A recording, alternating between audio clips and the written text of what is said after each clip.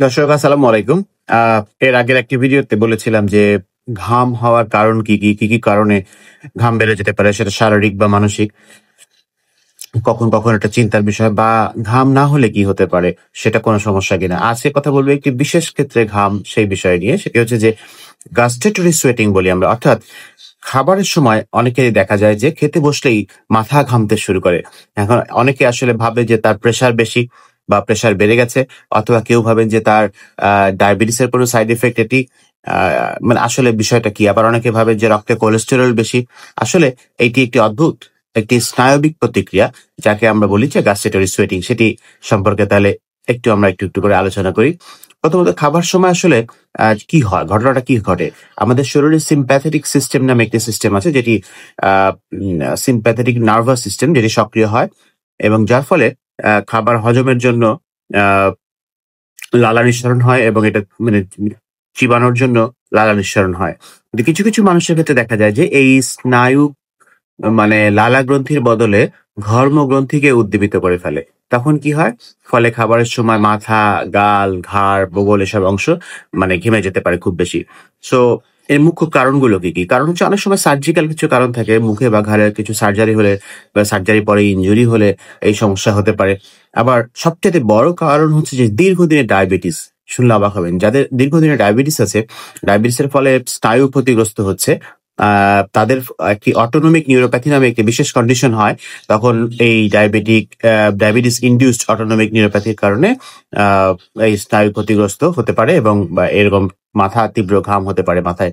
এরপর আসি যে স্পাইসি ফুড বা হট বেভারেজ খেলে অনেক সময় দেখা যায় যে এই স্পাইসি ফুড গুলোর মধ্যে, কাঁচামরিচ বা এগুলোর মধ্যে ক্যাপাইসিন নামক একটি রাসায়নিক পদার্থ আছে, যেটি আসলে এই ঘাম ঝরাতে পারে, যেটা অনেক সময় নরমালিও হতে পারে, কিন্তু একটু ঘাম। এমনিতেও আমরা দেখি অনেক স্পাইসি কিছু খেলে অনেক ঘেমে যাই আমরা। এখন আবার যাদের সিম্প্যাথেটিক নার্ভাস সিস্টেম বেশি সক্রিয়, বেশি টেনশনে ভুগেন সবসময়, তাদেরও অতিমাত্রায় ঘাম হতে পারে এবং খাবারের সময় এই ঘাম আরো বেড়ে যেতে পারে আসলে। সো এটা চিন্তার বিষয় কখন সেটা একটু বলছি। এই ঘাম মানে যদি শুধু গরম বা ঝাল খাবারে হয় তাহলে তেমন চিন্তার কিছু নেই। অনেক সময় নরমালিও হতে পারে।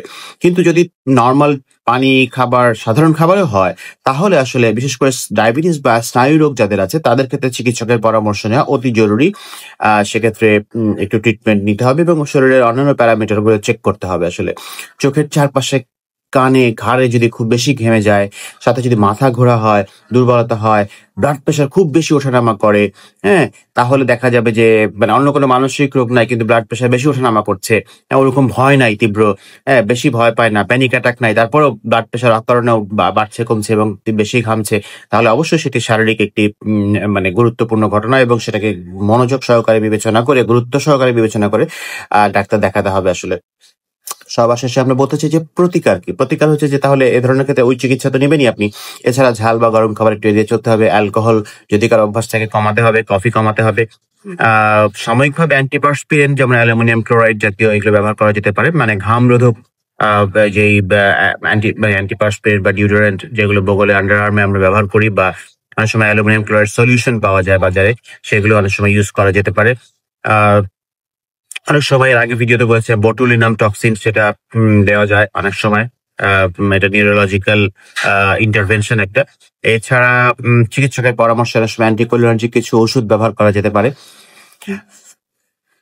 সো এই হচ্ছে মোটামুটি খাবারের সময় অতিরিক্ত ঘাম হওয়ার আদ্যোপান্ত সম্পর্কে আমি একটু বলার চেষ্টা করলাম। এখন আমি যদি শেষ করতে চাই তাহলে বলি যে শরীরের আসলে প্রত্যেকটি প্রতিক্রিয়া একেকটা বার্তা দেয়। এর পেছনে কোনো না কোনো কারণ অবশ্যই আছে এবং খাবার সময় মাথা ঘামা তাই হয়তোবা ছোট ব্যাপার অনেক সময় মনে হতে পারে। হয়তোবা সাধারণ অনেক কিছু অনেকের ক্ষেত্রে এটা অনেক ক্ষেত্রে সাধারণ, তবে অনেক খারাপ কিছুরও কিছু ইঙ্গিত করতে পারে কিন্তু। সো এটা আমাদের স্নায়ুতন্ত্রের সূক্ষ্ম ভারসাম্যের কথা আসলে মনে করিয়ে দেয় এবং নিজের শরীরের ভাষা শুনুন, বুঝুন, তাহলেই আপনি ভালো থাকবেন, সুস্থ থাকবেন। শুধু শরীর নয়, মনের ভাষাও বোঝার চেষ্টা করবেন। সবাইকে অনেক শুভকামনা, শুভেচ্ছা। ভালো থাকবেন। আসসালামু আলাইকুম।